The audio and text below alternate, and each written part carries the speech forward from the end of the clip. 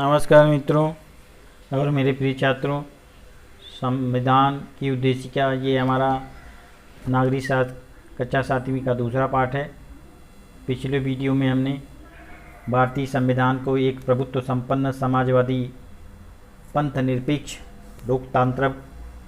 लोकतंत्रात्मक गणराज्य बनाने के लिए कटिबद्ध हैं। इस संकल्पना की अवधारणा को समझने के लिए हमने इसके कुछ घटकों का अध्ययन किया था।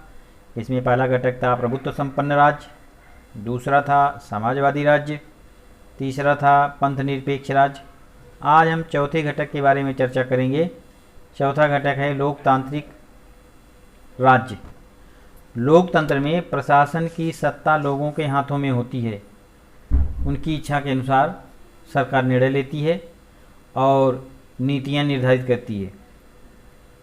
सभी का कल्याण साध्य करने हेतु सरकार की महत्वपूर्ण आर्थिक सामाजिक निर्णय लेने पड़ते हैं। इस प्रकार के निर्णय प्रतिदिन सभी लोगों को इकट्ठे आकर लेना संभव नहीं होता। अतः निश्चित अवधि के पश्चात चुनाव होते हैं। इन चुनावों में मतदाता अपना वोट देकर अपने प्रतिनिधि चुनते हैं। नवनिर्वाचित प्रतिनिधि संविधान द्वारा निर्मित संसद कार्यपालिका में प्रवेश करते हैं।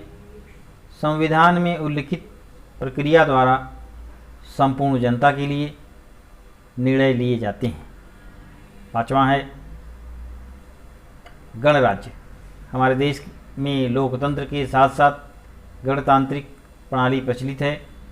गणराज्य में सभी सार्वजनिक पद लोगों द्वारा चुने जाते हैं। कोई भी सार्वजनिक पद वंश परंपरा अथवा विरासत में प्राप्त नहीं होता। राष्ट्रपति, प्रधानमंत्री, राज्यपाल, मुख्यमंत्री, महापौर, इसे मेयर भी कहा जाता है, सरपंच जैसे सार्वजनिक पद हैं। इन पदों पर विशिष्ट आयु की शर्त पूर्ण करने वाला कोई भी भारतीय नागरिक चुनाव लड़कर पहुंच सकता है। राज्य सत्ता प्रणाली में ये पद वंश परंपरा अथवा विरासत में एक ही परिवार के व्यक्तियों को प्राप्त होते हैं। उद्देशिका द्वारा प्राप्त सभी भारतीय नागरिकों को 3 मूल्यों न्याय, स्वतंत्रता और समता को उनके अनुसार आचरण करने का कानून बनाकर उन मूल्यों को प्रत्यक्ष व्यवहार में उतारने का आश्वासन दिया गया है। अब इन मूल्यों को हम समझेंगे। पहला मूल्य है न्याय। न्याय का अर्थ होने वाले अन्याय को दूर कर सभी को उनकी प्रगति हेतु अवसर प्राप्त कराना है। सभी का कल्याण होगा, इस दृष्टि से उपायों की योजना करना ही न्याय को प्रस्थापित करना है। उद्देशिका में न्याय के 3 भेद बताए गए हैं। वे इस प्रकार हैं। सामाजिक न्याय, व्यक्ति व्यक्ति में जाति, धर्म, वंश, भाषा, प्रदेश, जन्मस्थान या लिंग के आधार पर भेदभाव नहीं किया जा सकता। सभी मनुष्य एक समान है। आर्थिक न्याय, भूखमरी, कुपोषण जैसी बातें निर्धनता अथवा दरिद्रता के कारण जन्म लेती हैं। निर्धनता को दूर करने के लिए प्रत्येक को अपना और अपने परिवार के भरण पोषण के लिए आजीविका का कोई साधन प्राप्त करने का अधिकार है। हमारे संविधान ने प्रत्येक नागरिक को यह अधिकार बिना किसी भेदभाव के प्रदान किया है।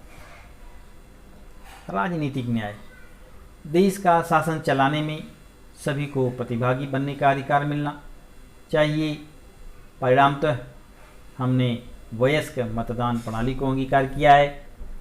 इसके अनुसार 18 वर्ष की आयु पूर्ण करने वाले सभी नागरिकों को वोट देने का अधिकार प्राप्त है। दूसरा, जो 3 मूल्य दिए थे, उन 3 मूल्यों में दूसरा मूल्य है स्वतंत्रता।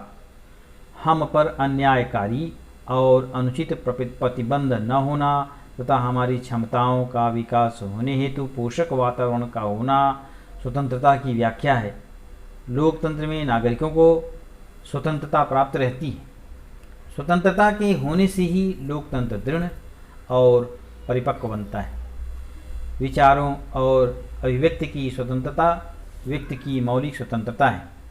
प्रत्येक नागरिक अपनी राय और अपने विचार व्यक्त कर सकता है। विचारों के आदान प्रदान द्वारा पारस्परिक सहयोग और एकता की भावना में वृद्धि होती है। साथ ही किसी समस्या के अनेक पहलू हमारे ध्यान में आते हैं। व्यक्ति की श्रद्धा, मान्यता और पूजा उपासना की स्वतंत्रता द्वारा प्रमुखतः धार्मिक स्वतंत्रता व्यक्त होती है। प्रत्येक भारतीय नागरिक को अपने धर्म अथवा उसे अपनी पसंद वाले धर्म की सीख के अनुसार आचरण करने की स्वतंत्रता है। इस स्वतंत्रता में हमें अपने पर्व त्यौहार मनाने, ईश्वर की भक्ति करने और पूजा अर्चना की स्वतंत्रता निहित है। तीसरा है समता। उद्देशिका द्वारा भारतीय नागरिकों को दर्जा और अवसर की समानता से आश्वस्त कराया गया है। इस सिद्धांत के अनुसार सभी समान हैं और जाति, धर्म, वंश, लिंग, जन्म स्थान के आधार पर व्यक्ति के बीच भेदभाव नहीं किया जा सकता। ऊंच नीच, श्रेष्ठ अश्रेष्ठ जैसा भेदभाव न करना ही समता का आश्वासन देना है। उद्देशिका में उल्लिखित अवसर की समानता के सिद्धांत को अत्यंत महत्व प्राप्त है।